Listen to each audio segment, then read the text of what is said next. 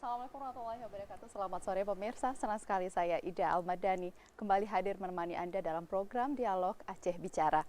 Pemirsa, saat ini negara Indonesia berada dalam kondisi darurat narkoba, yaitu negara dengan tingkat kerawanan tinggi terkait dengan penyalahgunaan dan peredaran narkoba yang harus segera ditangani secara serius dan intensif tentunya. Dan permasalahan penyalahgunaan dan peredaran narkoba merupakan masalah yang membawa dampak kerusakan multidimensi dan kompleks tentunya. Nah, apalagi menjaga anak-anak kita sebagai generasi penerus bangsa tentu ini sangat berbahaya. Dan bagaimana sebenarnya bahaya narkoba ini yang mengintai anak-anak kita akan perbincangkan pemirsa dalam Aceh Bicara hari ini dengan tema kita adalah peredaran narkoba pada klaster anak. Bersama dengan narasumber yang telah hadir di studio saat ini, sudah berada di samping saya Ibu Amrina Habibi SHMH. Beliau adalah Kepala Bidang Pemenuhan Hak Anak, Dinas Pemberdayaan Perempuan dan Perlindungan Anak Aceh. Assalamualaikum Bu Amrina. Waalaikumsalam warahmatullahi wabarakatuh. Terima kasih telah hadir kembali di Aceh Bicara. Sama-sama. Dan juga pemirsa sudah bersama saya Ibu Siti Rahmah, psikolog dari Psikodista Konsultan dan juga UPTD PPA. Assalamualaikum Bu Siti Rahmah. Terima kasih telah hadir di Aceh Bicara. Dan juga pemirsa sudah bersama saya Bapak Suharmansyah, Esos. Beliau adalah pelaksana tugas koordinator bidang pencegahan dan pembinaan masyarakat Badan Narkotika Nasional Provinsi Aceh. Assalamualaikum Pak Suharmansyah. Waalaikumsalam. Terima kasih telah hadir di Aceh Bicara. Sama-sama. Dan seperti biasa pemirsa, kami juga tidak lupa mengajak Anda untuk dapat bergabung bersama kami di sini di line telepon di 0651417773. Dan perlu kami informasikan bahwa Dialog Aceh Bicara terselenggara atas kerjasama TVRI Aceh dengan pemerintah Aceh melalui Biro Keistimewaan dan Kesejahteraan Rakyat Aceh, Setda Aceh. Baik, saya awali dari Pak Suharmansyah terlebih dahulu ya terkait dengan narkoba ini karena langsung menangani gitu. Kondisi darurat ya Indonesia ini sebenarnya sudah sejak lama begitu, tapi mungkin bisa digambarkan secara terkait dengan Provinsi Aceh. Sebenarnya kondisi darurat narkoba di Aceh itu seperti apa sih Pak Suharmansyah? Iya, baik, terima kasih. Yang pertama mau sampaikan bahwa BNN setiap 2 tahun sekali itu selalu melakukan survei. Nah, tujuan survei itu untuk memantau sejauh mana perkembangan peredaran narkoba setiap 2 tahun sekali. Dan hasil survei terakhir kita, survei penyalahgunaan narkoba nasional tahun 2021 menyebutkan, nah ini ada kenaikan jumlah penyalahguna narkoba dari 1,8% tahun 2019 menjadi 1,95% tahun 2021. Artinya ada peningkatan 0,15% ya, di tahun 2001. Nah, secara otomatis dengan adanya kenaikan ini maka hampir seluruh wilayah juga akan mulai kenaikan gitu. Khusus untuk kategori remaja ya, di kategori kita ini kita mengambil sampel usia, rentang usia. Nah, ini 15 sampai 24 tahun juga mengalami kenaikan. Nah, untuk setahun pakai dari 1,5% menjadi 1,3% menjadi 1,89%. 15 sampai 24 tahun. Nah, ini masuk dalam kategori anak-anak. Ya kan? Nah, lalu bagaimana Aceh sendiri?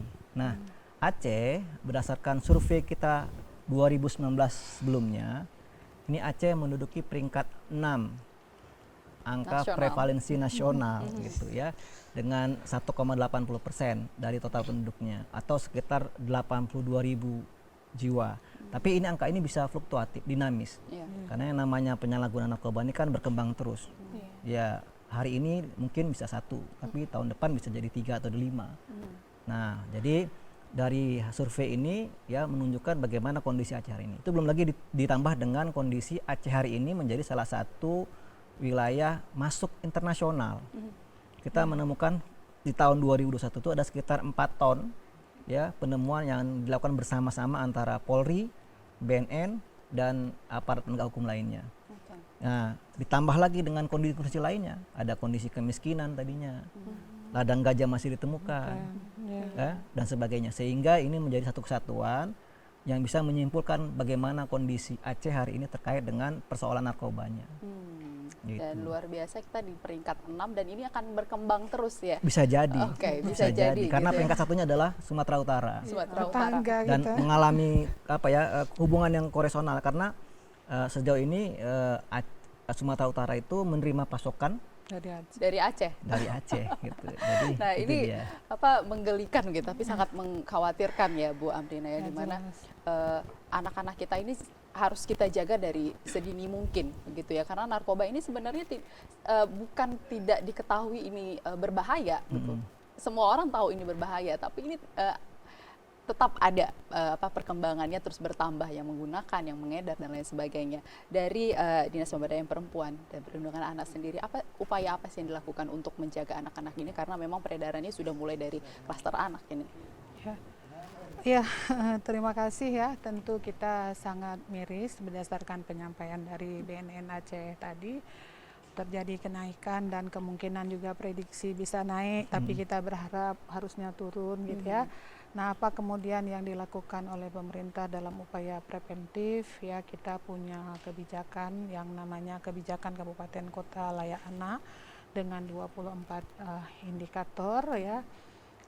Keluarga memegang peranan penting ya. Keluarga memegang peranan penting untuk memberikan pengasuhan, perhatian, kasih sayang yang cukup kepada anak-anak, dan harus memastikan lingkungan rumah menjadi tempat yang ternyaman buat anak. Tapi itu juga menjadi persoalan hari ini ya. Kalau kita lihat pada angka perceraian yang kemudian muncul di Aceh, angkanya sangat tinggi ya. Dibandingkan dengan jumlah penduduk Sumatera Utara, angka Aceh itu jauh sangat mengkhawatirkan ya. Artinya juga ada persoalan dengan tatanan rumah tangga.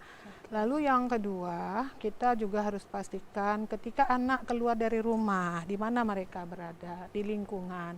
Nah, di lingkungan ini predatornya banyak gitu ya, pemangsa yang kemudian menyasar anak, karena anak kan sangat rentan. Nah, juga tentu harus memperketat yang namanya membangun lingkungan yang ramah kepada anak. Dan ini butuh kerjasama stakeholder ya, banyak pihak ya, mulai dari lingkungan terkecil dah, di tingkat pemerintah desa. Lalu kemudian di sekolah, apakah jaminan anak-anak yang berada di sekolah kemudian bebas dari peredaran narkoba? Ternyata juga tidak, tapi mungkin kemungkinannya jauh lebih kecil, apalagi ketika misalnya satuan-satuan pendidikan saat ini terus kita dorong diinisiasi untuk menjadi satuan pendidikan yang ramah kepada anak. 3, intervensi dan wilayah waktu yang kemudian anak-anak akan berada, rumah, lingkungan ya. Lingkungan ini kan bisa di kampung, bisa di lapangan bola, bisa di kafe-kafe, bisa di tempat-tempat yang memang bisa mereka dugem, duduk malam dan lain-lain ya. Ini bagian yang kedua. Dan satu lagi adalah satuan pendidikan formal, bisa di sekolah SD, SMP ya. Tadi kalau usia 15 sampai 24 tahun berarti ini kan kelas 3 SMP atau mereka sudah masuk di SMA. Ya, SMP kelas akhir biasanya ya. Ini adalah kelompok yang rasa ingin tahunya sudah sangat besar ya. Kami melihat juga bahwa ada tren rasa ingin tahu anak dengan pengawasan orang tua yang lemah ya, dikasih oleh kawannya, dicoba, tertarik. Dan rokok adalah awal mula anak-anak kita mengenal narkoba sebenarnya. Dan kalau kita lihat prevalensi angka merokok di usia anak dan remaja juga mengalami kenaikan. Jadi kalau kita bicara wilayah intervensi untuk melindungi anak, tentu kita bicara soal pencegahan ya. Pencegahannya dari hulu ke hilir, dari hilir ke hulu. Ini kerja bersama. Dan dilakukan harus bersama-sama ya. Benar, kerja bersama, dan selama ini mungkin kita sudah bekerja, tapi belum sama-sama, belum bekerja sama. Sudah bekerja, tapi belum bekerja sama. Nah, begitu ya, integrasi dan sinergi ini yang kemudian harus diperkuat menurut kami, dan menjadi satu kolaborasi yang kemudian kita bisa mengisi ruang-ruang kosong ya, untuk memberikan jaminan perlindungan kepada anak-anak kita. Dan upaya-upaya ke sana kita dengan BNN sudah sering berkoordinasi ya, bergerak sama di lapangan, dan juga ini sedang penyusunan MOU ya, dengan tentunya kewajiban masing-masing pihak agar kita terus melakukan upaya-upaya untuk memberikan perlindungan kepada anak kita, termasuk perlindungan dari peredaran narkoba. Kita harus bergandeng tangan lah ya Benar. untuk membentengi anak-anak kita. Iya, Baik, harus, ya. sebelum kita bicara lebih jauh bagaimana upaya pencegahan terkait dengan narkoba ini, kita bicara dampaknya lebih dahulu ya. Apa yang mungkin terjadi kepada anak-anak kita ketika di usia muda, di usia remaja, mereka sudah mengenal narkoba dan bahkan menggunakan, bahkan menjadi pengedarnya. Ini seperti apa, Ibu? Ya mungkin kalau kita bicara ya tentang narkoba ini terhadap anak pada usia rentan ini, itu dampak yang paling muncul awal sekali itu di latar belakangnya balik lagi kayak yang dikatakan oleh Bu Amrina tadi, ada rasa ingin tahu itu. Dampaknya itu akhirnya adalah adiksinya dulu yang muncul. Yang paling terlihat adalah adiksi, ketergantungan itu. Namun demikian, ada hal-hal yang kemudian istilahnya nggak kelihatan, tapi itu ada gitu. Itu namanya neuropsikologi kalau kita bilangnya di psikologi, yaitu dampak di area otaknya. Itu terutama di area prefrontal cortex. Jadi prefrontal cortex itu di area paling depan di otak, itu berfungsi untuk area mengontrol impuls atau dorongan. Jadi kayak misalnya dorongan untuk makan, minum, kemudian dorongan seksual, itu juga termasuk di dalamnya. Nah, itu akan memberikan dampak perubahan dalam diri seseorang. Nah, selain itu juga bagaimana dia mampu untuk meregulasi dirinya gitu. Jadi si anak ini kalau misalnya dulu dia bisa melakukan regulasi emosi, dia bisa mengontrol emosinya. Nah, dampak selanjutnya kalau dia udah pakai narkoba secara rutin gitu kan, berulang, itu akan memberikan dampak juga terhadap perilaku dia ke depan dalam mengontrol emosi dia. Itu yang paling muncul. Kemudian kalau misalnya di beberapa anak mungkin kategori dari narkoba itu kan ada 4 ya Pak. Nah gitu, ada stimulasi, stimulan, depresan gitu kan. Nah jadi setiap kategori dari narkoba itu Bu Rama, kita tahan terlebih dahulu karena kita mau selanjutnya. Dan pemirsa, setelah jeda berikut kami akan kembali di Aceh Bicara.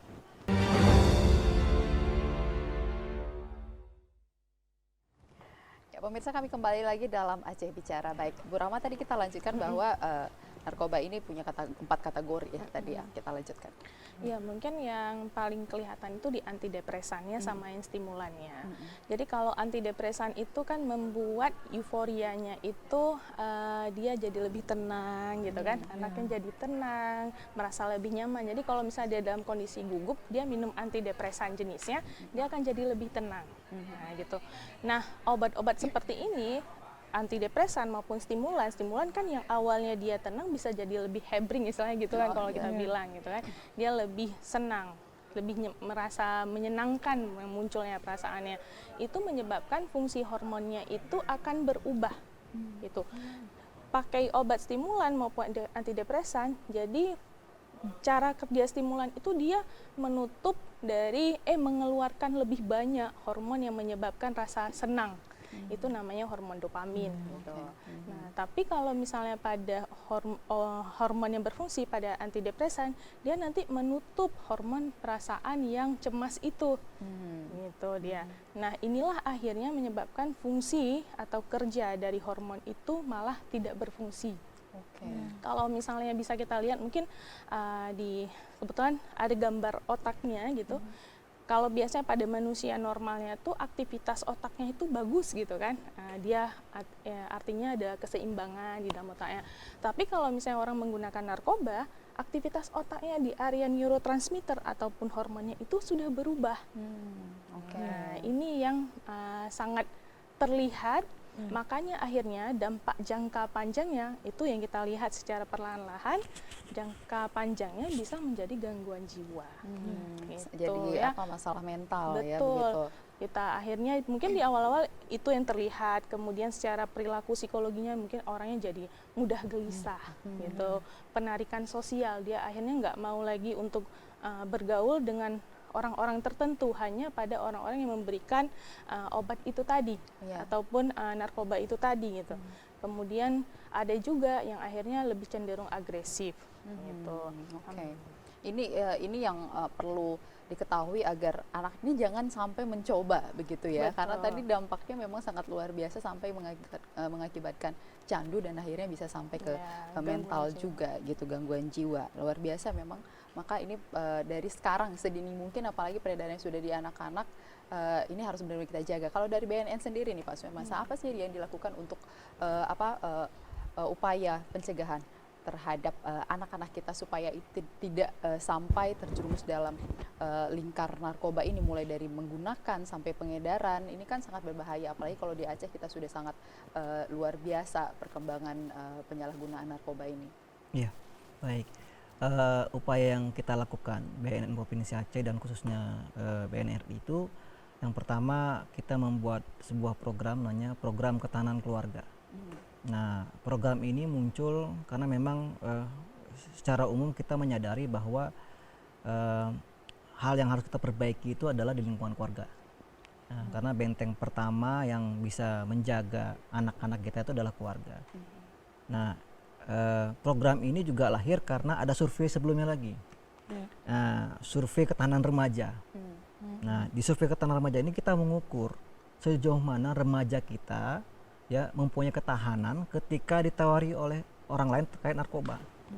Nah, ternyata dari hasil survei kita itu menunjukkan ada kelemahan di remaja kita. Nah, kelemahannya itu terjadi karena kurang lebihnya ada persoalan keluarga di situ. Mulai dari keteladanan keluarga, ya, sikap dan perilaku keluarga atau orang tua, interaksi di rumah dan sebagainya. Sehingga akhirnya BNN mencoba menawarkan sebuah program namanya Program Ketahanan Keluarga, intervensi berbasis keluarga. Jadi bagaimana kita memberikan edukasi, ya, membekali orang tua bagaimana seharusnya orang tua menempatkan dirinya sebagai orang tua. Nah, apalagi kita ketahui bahwasanya sejauh ini banyak ya orang tua yang melimpahkan sebagian tanggung jawabnya hanya satu sisi aja. Nah, padahal kan urusan anak ini urusan bersama ya. Nah, sehingga kita mencoba mengedukasi lah.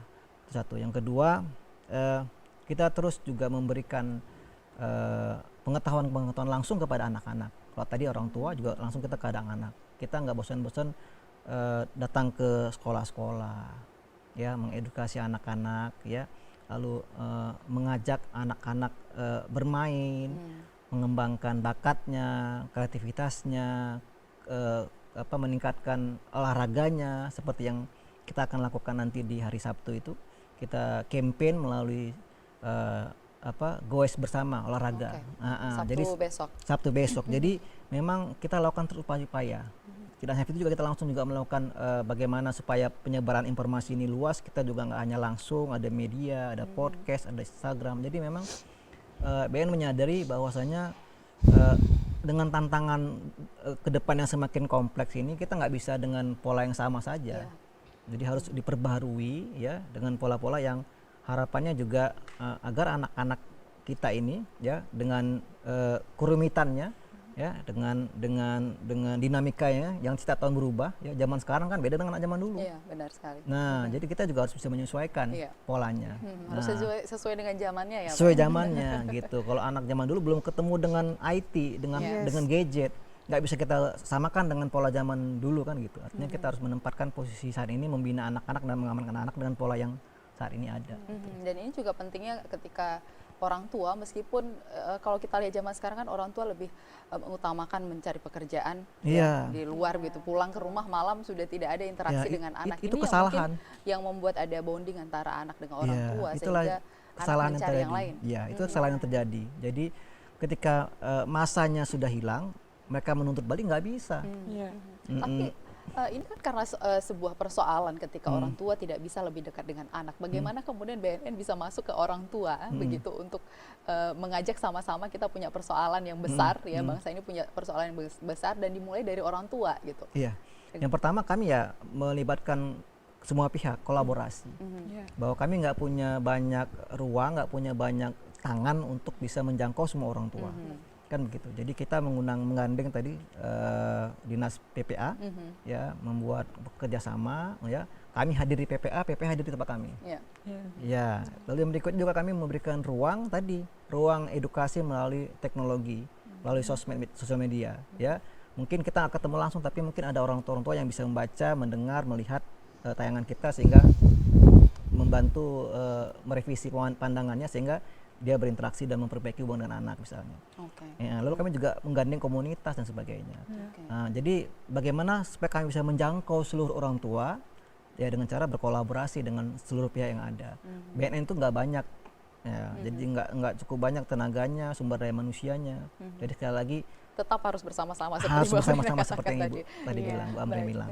Dan membentuk komitmen ini kan juga berat ya, Bu ya, ketika tantangannya sangat luar biasa, tapi kalau tidak disupport dengan bersama-sama tadi ini kan berat bisa dilaksanakan, apalagi mudah sekali narkoba itu masuk ke segala lini begitu, mulai dari anak-anak sampai dewasa tuh mudah begitu.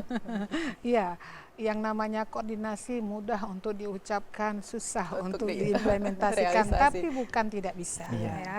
Bukan tidak bisa, kita tentu harus terus mereview pola-pola koordinasi ya, rapat-rapat teknis ya menurut kebutuhan gitu ya.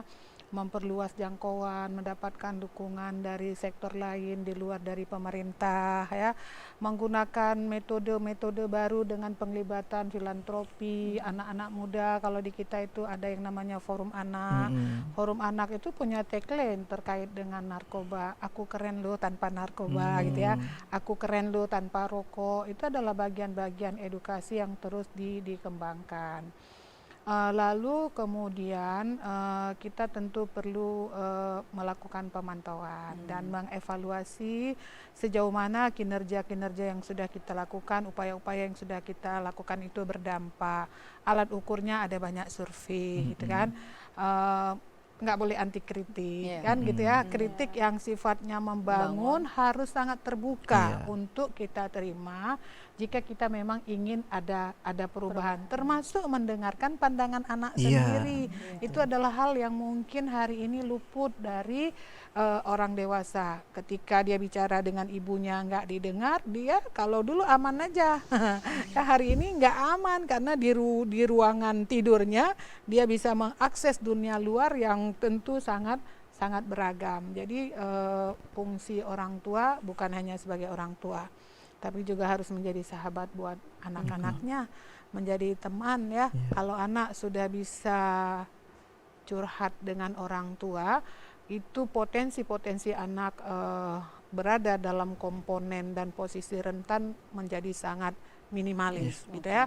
Tinggal kemudian pengawasan lingkungan gitu kan, kita kan punya Babinsa, Babin Kamtibmas ya. Kalau kita lihat dari beberapa tayangan di media, di Facebook, IG, itu ada banyak juga gerakan-gerakan inovasi yang dilakukan oleh Babinsa maupun Babin Kamtibmas. Ini adalah otoritas jabatan yang bisa kita manfaatkan karena mereka ada di setiap kampung, ya kan? Lalu kemudian bagaimana kita juga kembali memperkuat pagi kampung ya. Jangan ribut, jangan repot setelah ada kasus. Walaupun kasusnya tentu tetap harus ditangani. Yang harus diperbesar hari ini adalah bagaimana jangan terjadi, bagaimana mengecilkan, bagaimana zero kan. Itu yang kemudian harus kita review terus mencari bentuk kekinian ala milenial ya, ala milenial, ceramah ya. Mungkin hanya cocok untuk orang tua pun bosan diceramahin gitu kan, apalagi anak-anak. Nah, saya menemukan juga beberapa keluhan, kami bosan loh diceramahin. Kami tahu bahaya narkoba itu dampaknya luar biasa. Apa ruang lain? Nah, itu pertanyaan yang sering disampaikan.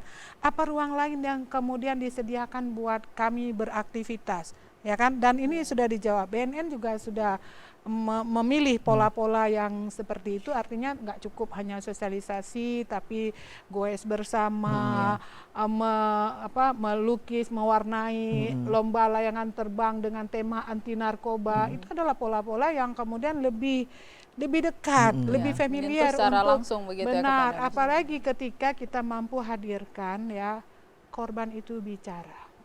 Saya pernah dengan kondisi yang seperti ini, hidup saya rusak ya dan bla bla bla.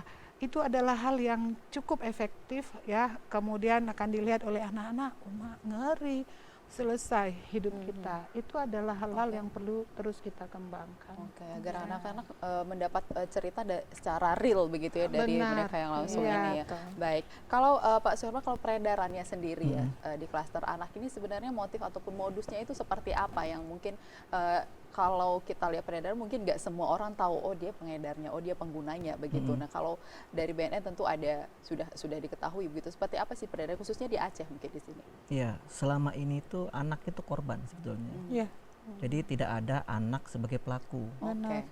Jadi mesti dipahami bahwa anak-anak kita itu masih sedikit pengetahuannya. Iya. Nah, karena disisipi oleh pihak-pihak yang mengambil keuntungan dari anak, sehingga anak juga terdorong. Mungkin kondisi di rumah seperti tadi, kondisi di rumah dia mungkin tidak nyaman, ya kan, lalu kondisi rumah juga dia kekurangan, ya, sehingga terdorong oleh ajakan dari orang-orang tersebut ya, yang mengambil kepentingan dari anak, sehingga anak melakukan sesuatu yang seharusnya tidak dilakukannya. Nah, kita melihat sejauh ini seperti itu. Banyak anak-anak yang tertangkap menjadi kurir ya karena alasan itu. Banyak juga anak-anak yang tertangkap atau ketahuan memakai juga karena alasan itu. Jadi kembali lagi untuk Aceh sendiri sudah banyak kasusnya. Hampir di seluruh kabupaten kota ya. Para penegak hukum itu menemukan kasusnya. Kemarin ada di Banda Aceh, ada di Sigli, ya banyak pendamping-pendamping yang dari lembaga bantuan hukum, dari lembaga psikologi, banyak yang sudah melakukan pendampingan terhadap anak. Ya, dan sekarang ini trennya juga sedang naik. Nah, anak-anak ada yang menjadi korban dari orang-orang tua, orang-orang dewasa, lakukan pelecehan seksual dan sebagainya. Jadi memang anak-anak hari ini sudah tidak berada di ruang nyaman. Bahkan dalam penelitian kita itu menemukan bahwa banyak juga pelaku atau pengguna narkotika itu berada dalam rumah tangga. Benar. Iya. Berarti dari orang tua mereka sendiri. Iya. Betul. Jadi rumah saat ini tidak jadi tempat yang nyaman bagi anak-anak. Nah, sehingga kalau sudah rumah tidak menjadi tempat yang nyaman bagi anak-anak, terus mereka harus kemana lagi gitu? Kan begitu ya? Kan ada juga orang tua yang menjahili atau mengkasari anak, ya, atau juga memperalat anak untuk mendapatkan keuntungan dan sebagainya. Nah, jadi kondisi-kondisi inilah yang membuat anak-anak kita hari ini menjadi korban kaitannya dengan persoalan narkoba. Kalau dari pemetaannya sendiri paling besar terjadi korban narkoba ini khususnya anak-anak ini di daerah mana, di kabupaten kota mana? Ya kita nggak bisa menyampaikan secara eksplisit ya, tapi hampir rata daerah-daerah yang punya kekurangan dalam faktor pendidikan. Nah, jadi daerah-daerah yang aksesnya susah, kurang dan sebagainya itu salah satu peluang. Jadi jika semakin terdidik orang tua, tidak terdidik itu tidak dalam arti kata bahwa dia harus sarjana, tidak harus menjadi doktor, tidak. Terdidik artinya orang tua yang paham. Nah, dia sebagai orang tua. Jadi ada juga di kota orang tua terdidik tapi tidak menjadi terdidik menjadi orang tua gitu. Nah, jadi untuk secara khusus daerah mana kita nggak bisa menyebutkan, tapi memang di dalam data kita ada beberapa daerah yang masuk dalam data kawasan rawan, banyak kawasan rawannya. Nah, tapi tidak bisa kita sebutkan di sini. Tapi tetap kalau sudah ranking 6 sudah benar-benar rawan. Secara keseluruhan sudah menjadi kerawanan secara keseluruhan. Benar. Dan itu perlu kita hati-hati. Bu Rahma, ini kan kompleks sekali ya. Ketika orang tua tidak bisa dekat dengan anak, ketika orang tua bahkan menjadi pemicu anak-anak menggunakan narkoba jadi begitu. Modelnya malah ya. Itu makanya apa yang mungkin perlu diperbaiki begitu ya ketika ini sudah terjadi itu kayaknya harus ada solusi gitu. Apa yang bisa jadi solusi? Jadi Kalau tadi disampaikan ya sama Bapak dan Ibu Amrina juga bahwa ada yang namanya ketahanan keluarga. Itu sebenarnya bukan PR-nya dari dinas aja atau BNN aja gitu ya. Tapi itu ada PR bagi kita bersama, bagaimana membangun sebuah sistem dari unit terkecil itu dari keluarga. Gitu. Bagaimana yang pertama sekali ya, apa ini, karena saya menemukan ini ketika saya di ruangan konseling juga. Jadi ada beberapa anak seperti yang dikatakan oleh Bapak bahwa ada yang menjadi kurir ya. Kemudian dia, kalau kita bilang kurir berarti kan dia mengantar. Ini dia bukan mengantarkan barang, dia mengantarkan temannya yang membawa barang ke orang lain. Dia tahu bahwa itu narkoba, tapi dia merasa bahwa ya kan saya cuma nganterin teman saya gitu, tapi ikut terlibat gitu akhirnya. Bahkan ada yang juga akhirnya memang menjual pada usia anak. Jadi dia menjadi korban juga kita sebut. Nah, hal-hal seperti ini terjadi karena memang keluarganya itu tidak memiliki pengetahuan. Itu paling penting. Pengetahuan bahwa sebenarnya narkoba itu bisa masuk loh ke rumah. Gitu. Itu paling penting sekali gitu kan. Pengetahuan tidak ada, kemudian pengawasannya tadi yang masih kurang. Di samping itu juga adanya relasi atau hubungan yang tidak harmonis di dalam keluarga. Itu sangat sering terjadi relasi ini.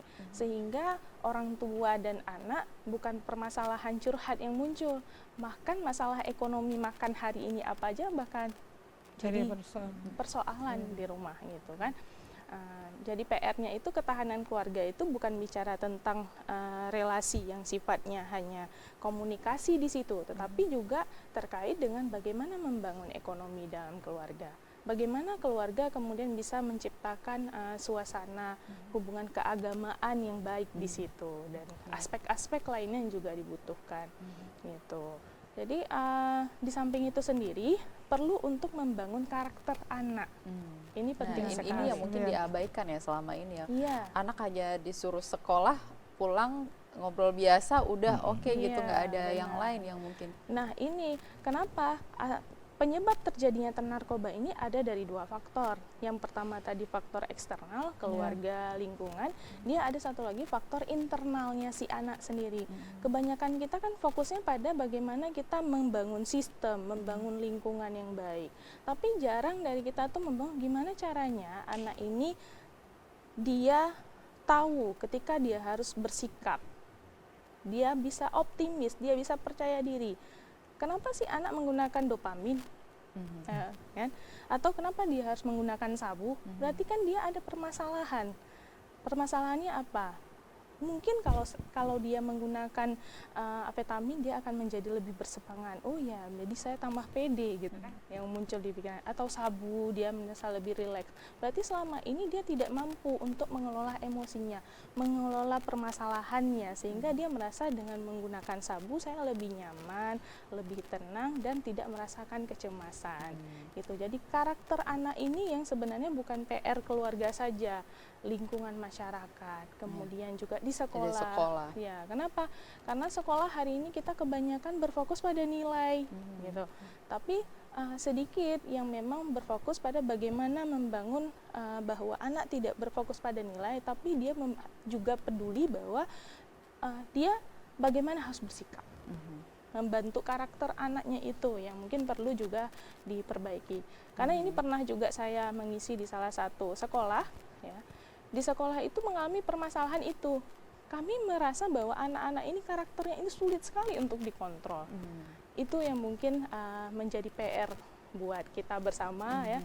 Kalau enggak nanti ruang konselingnya penuh. Iya benar. Ini jadi PR bersama ya. Membangun akhlak anak-anak kita itu sangat penting begitu ya. Baik, Pak Surahman, kalau anak sudah terlanjur menjadi korban gitu, apa yang sanksi yang didapatkan ketika mereka ketangkap atau dilapor dan lain sebagainya? Ya, kalau BNN sih sejauh ini tetap concern ya bahwa pecandu itu, penyalahguna, pengguna itu harus direhabilitasi. Harus direhabilitasi. Jadi bahkan kemarin juga kita baru melakukan penanganan kerjasama ya terkait restoratif justice. Artinya bagaimana ada pengalihan hukuman-hukuman yang mungkin bisa bermanfaat terhadap si pelaku atau si yang menjadi korban tadi sehingga tidak berdampak kepada hal lebih luas.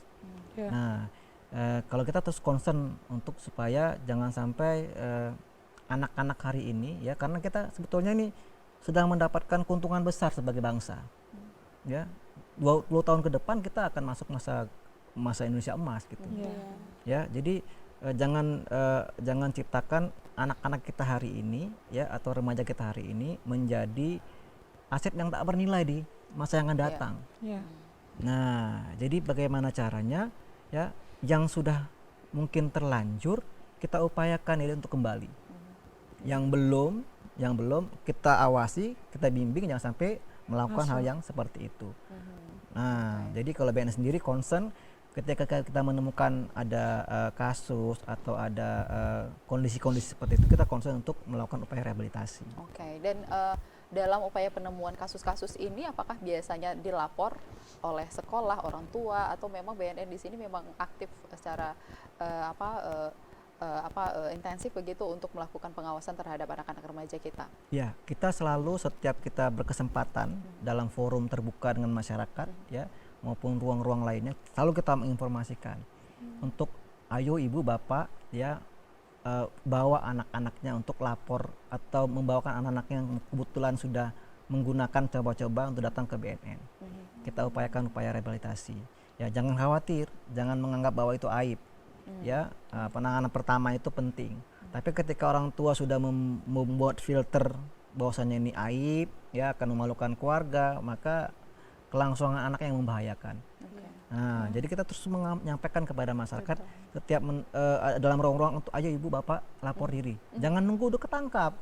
Ya. Sering sekali. Kalau ketangkap udah berbeda dengan hukum ya. Iya, udah berbeda ruangnya gitu. Udah ada persoalan lain di situ. Tapi kalau seandainya bisa secara lapor diri ya, orang tua sudah bisa mampu ya mengajak anaknya untuk berhenti, pulih, ayo kita rehabilitasi. Itu jauh lebih bernilai daripada ya diabaikan lalu kemudian tanpa disengaja ya di ruang tertentu, di waktu tertentu dia kedapatan ya dan akhirnya menempuh jalur proses hukum dan sebagainya.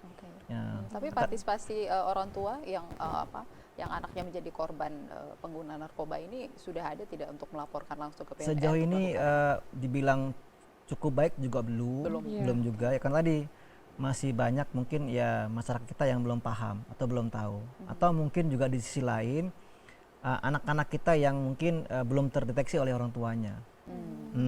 Jadi mungkin ada anak-anak yang sudah coba-coba tapi belum sampai tahap yang parah sehingga tidak terdeteksi secara jelas gitu ya.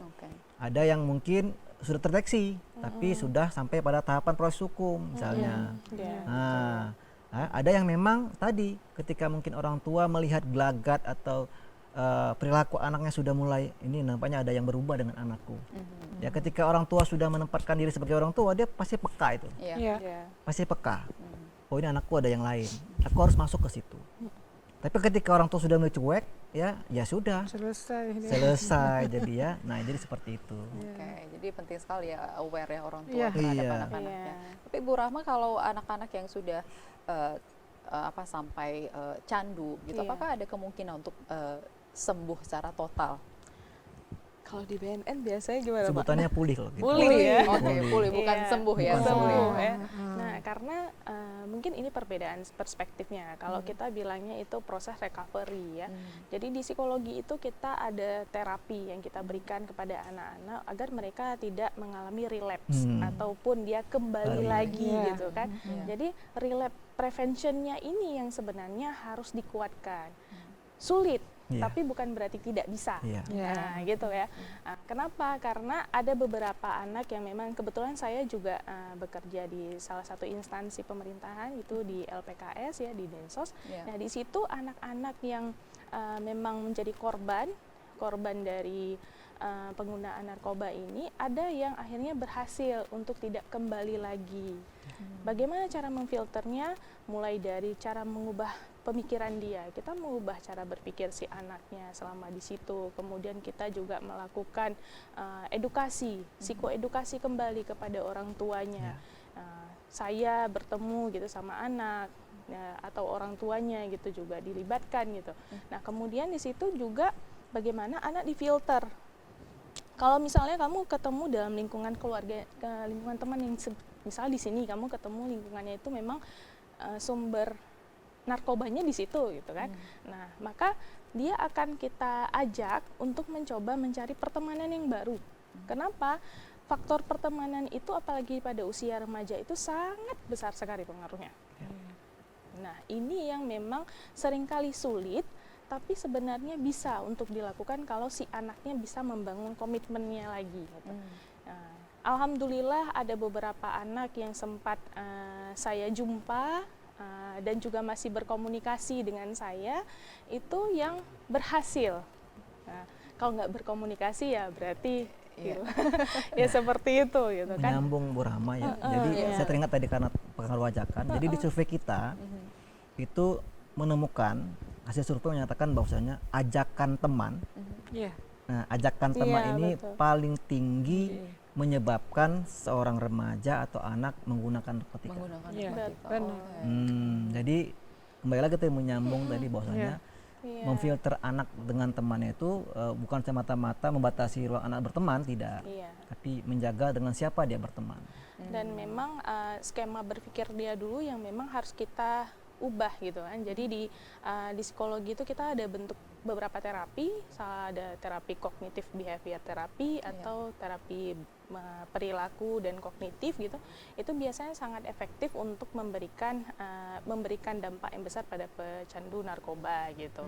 Tapi sebenarnya kalau sebelum anak kita terjerumus ke narkoba ini sejak usia berapa sih sebenarnya kita bisa membangun pola pikirnya begitu supaya bisa lebih terbuka dengan kita, dan jangan sampai ketika mereka sudah terkena kita baru mulai oh ini anak saya aneh. Itu kan kayaknya lebih sulit nantinya kan ya. Itu kapan? Nah, kebanyakan orang tua tuh mikirnya pada usia anak kecil itu nggak ada ngaruhnya gitu kan. Nah, ini padahal usia anak bahkan masih dalam kehamilan. Mulai dari parenting itu dimulai bukan ketika anak sudah lahir, bahkan sebelum anak lahir gitu. 0 tahun itu sudah dibangun parenting itu. Dan masa keemasan itu yang disebut bahwa 1 sampai dengan 5 tahun itulah fase di mana kita membangun anak memiliki karakter. Gitu.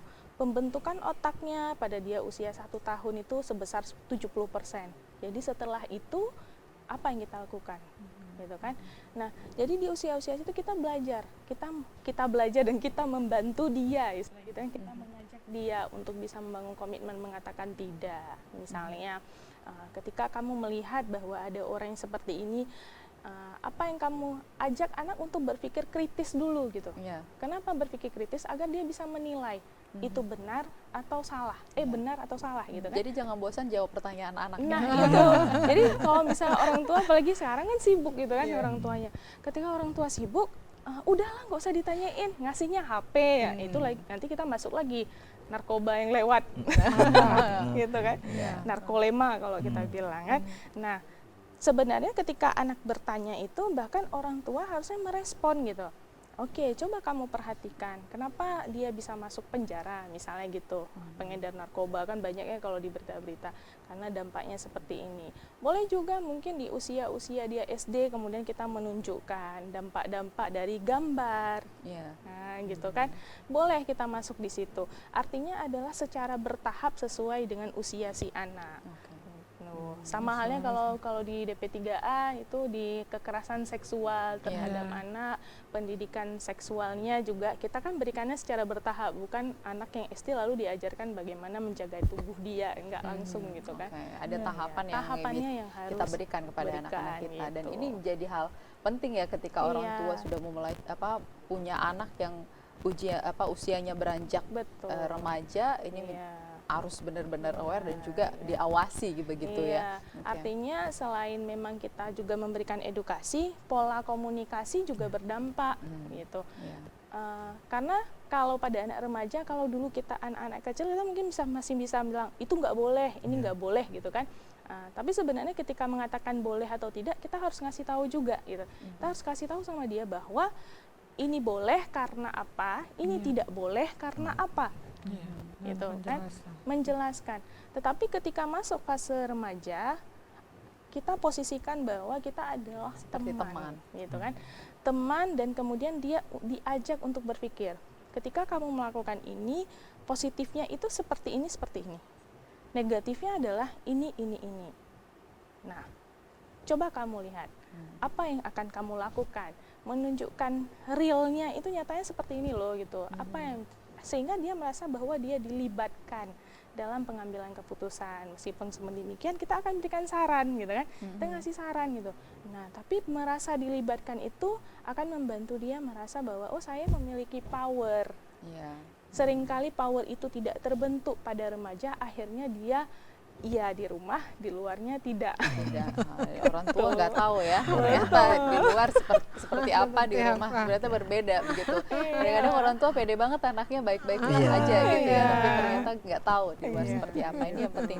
Dan edukasi ini kan dilakukan ya Bu ya, untuk orang tua mulai dari tadi Gampong ini kayaknya sangat efektif sekali ketika Gampong ikut berperan aktif ya, melakukan edukasi kepada masyarakat, apalagi mungkin dari ibu-ibu PKK-nya ya, dari sana Bu ya. Integrasi melalui kelompok-kelompok yang memang sudah ada di komunitas, itu jauh lebih panjang usianya, biayanya juga hemat, lebih dekat, dan biasanya juga lebih efektif karena persoalan di Gampong itu kan beda-beda ya, sangat berpengaruh juga dengan sumber daya yang mereka miliki. Kearifan lokalnya juga, ini adalah bagian-bagian yang mempengaruhi. Partisipasi anak kunci utama kalau kita mau bicara soal membangun resilient ya, ketahanan kepada anak dan keteladanan orang tua ya. Jadi kalau kita bilang nakalnya anak lebih duluan nakal orang tuanya gitu ya. Jadi sama-sama orang tuanya dikuatkan. Itu kalau di klaster KLA itu ada di klaster 2, kita bicara soal pengasuhan keluarga dan alternatif. Tadi kan ketika orang tuanya tidak mampu tidak mau ya, mampu tidak mau itu menjadi persoalan. Orang tua ada yang saya nggak mau urus lagi anak-anak saya gitu. Ini harus menjadi perhatian serius juga gitu ya. Bahkan kita juga pernah menemukan satu kasus, misalnya seorang guru yang mengajarkan suri teladan, berbagi pengetahuan ya, membangun karakter anak, tidak mau merawat orang tuanya. Apa punishment yang kemudian harus diberikan? Minimal hukuman sosial. Nah ya, ini juga berkorelasi dengan isu yang kita diskusikan pada hari ini. Pentahapan tumbuh kembang anak itu banyak teorinya ya kan. Dalam Islam juga membagi 3 kategori, 7 tahun pertama, 7 tahun kedua itu sampai 14 tahun, 7 tahun ketiga di usianya berakhir di 21 tahun ya. 7 tahun pertama itu sangat menentukan ya. Tadi kan parenting 0 tahun. Kenapa terminologi pengertian anak itu adalah maksimal 18 tahun termasuk anak yang ada dalam kandungan.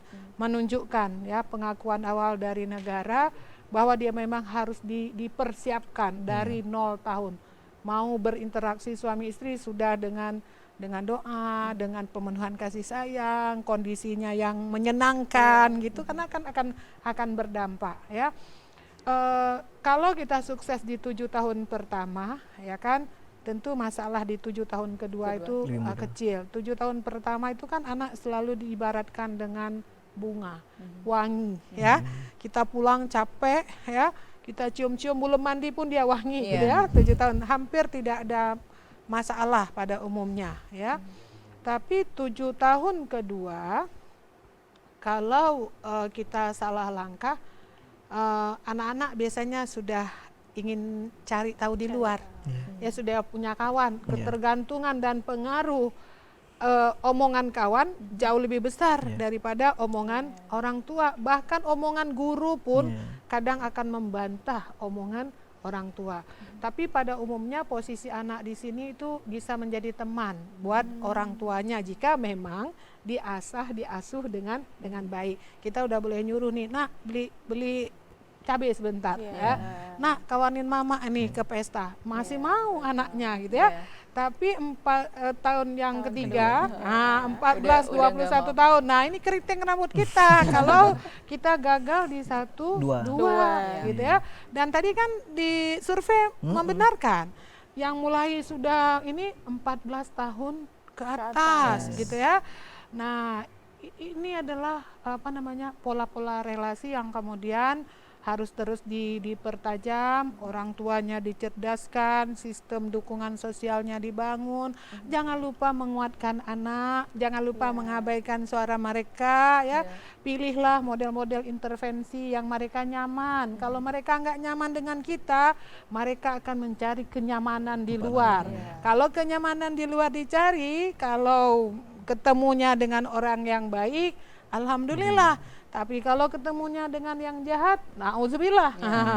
Ya, jadi itu adalah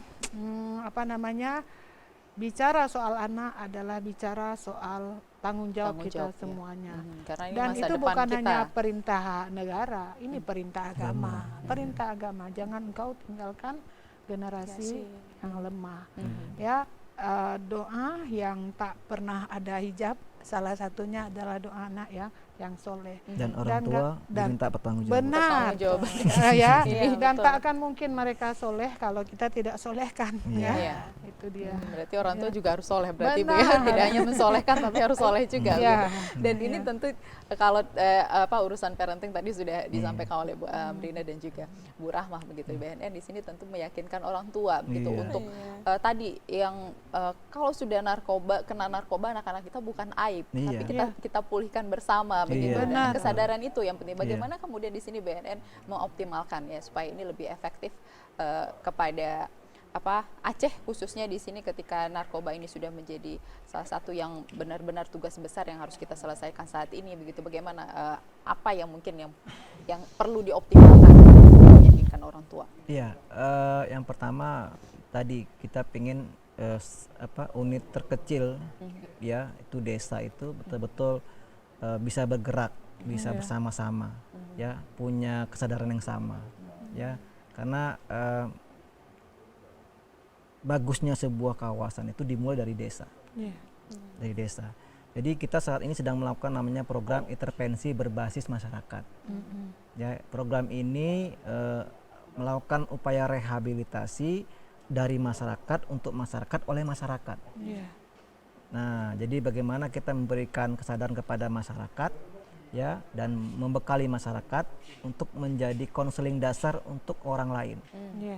Nah, jadi ini sudah berjalan. Alhamdulillah beberapa desa yang kita bina di Aceh Besar cukup memuaskan. Tapi lagi-lagi kita belum bisa secara luas kita lakukan, ya kan karena keterbatasan program anggaran dan sebagainya. Tapi melalui ruang ini juga kita menyampaikan bahwasanya bahwa tugas mencegah, mengurangi ini tidak semata-mata hanya pada BNN. Nah, jadi bukan berarti karena itu kan urusan BNN aja, urusan kepolisian saja, tidak. Tapi begitu berdampak di desanya, baru dia menyadari, jangan nunggu seperti itu. Jadi mulailah desa. Jadi kalau sudah aparatur desanya baik, bergerak, komunikatif, harmonis, ya mengedepankan kepentingan masyarakat, insya Allah itu. Insya Allah saya yakini bahwa kawasan itu akan jauh dari hal-hal negatif. Aman dan nyaman. Aman gitu dan ya. nyaman. Kita sudah di penghujung waktu, mungkin sebagai closing statement dari Ibu dan juga Bapak nanti sebagai motivasi juga untuk masyarakat bahwa narkoba ini harus sama-sama kita lawan begitu ya. Dari Ibu Amrina terlebih dahulu. Iya. Lawan tabu menjadi tahu. Ya, itu ya, itu satu. Yang kedua, tak tabu ketika kita mencari pertolongan, terutama kepada lembaga-lembaga yang memang diberikan kewenangan oleh negara, gitu ya. Perkuatlah keluarga kita, ya, karena itu akan membantu dan menolong menyelamatkan generasi. Tapi negara tetap harus hadir. Ya, karena itu adalah amanah dan kewenangan yang sudah diperintahkan oleh undang-undang. Dari Bu Rama. Mungkin kalau dari saya mungkin lebih kepada jadilah smart parenting gitu ya. Kenapa menjadi smart parenting itu akan membantu kita akan lebih banyak ruang, banyak tahu, dan juga anak menjadi anak yang smart gitu kan. Apa dalam artinya bukan smart dalam artinya harus mendapatkan nilai yang terbaik saja, tetapi juga dia smart dalam lingkungannya. Baik, terakhir dari Pak Sunan. Iya, kalau dari BN kita mengajak seluruh masyarakat untuk lebih peduli, ya, peduli dengan lingkungan, peduli dengan anak, ya, peduli dengan istri, ya, sehingga dengan kepedulian yang tinggi itu, ya, dapat melihat hal-hal yang tak terlihat itu lebih jelas sehingga ada solusi di situ. Tapi kalau sudah nggak peduli, di depan mata pun ada sesuatu tidak akan terlihat. Baik. Itu dia mungkin. Baik, terima kasih Pak Suharmansyah, Bu Siti Rahmah dan juga Bu Amrina Habibi. Dan pemirsa, demikian tadi perbincangan kita dalam dialog Aceh Bicara. Mudah-mudahan sangat bermanfaat bagi kita untuk mencegah peredaran dan juga penggunaan narkoba khususnya di Aceh. Dan akhirnya saya Ida Almadani dan juga kru mengucapkan terima kasih atas kebersamaan Anda. Sampai jumpa. Assalamualaikum warahmatullahi wabarakatuh. Waalaikumsalam warahmatullahi wabarakatuh.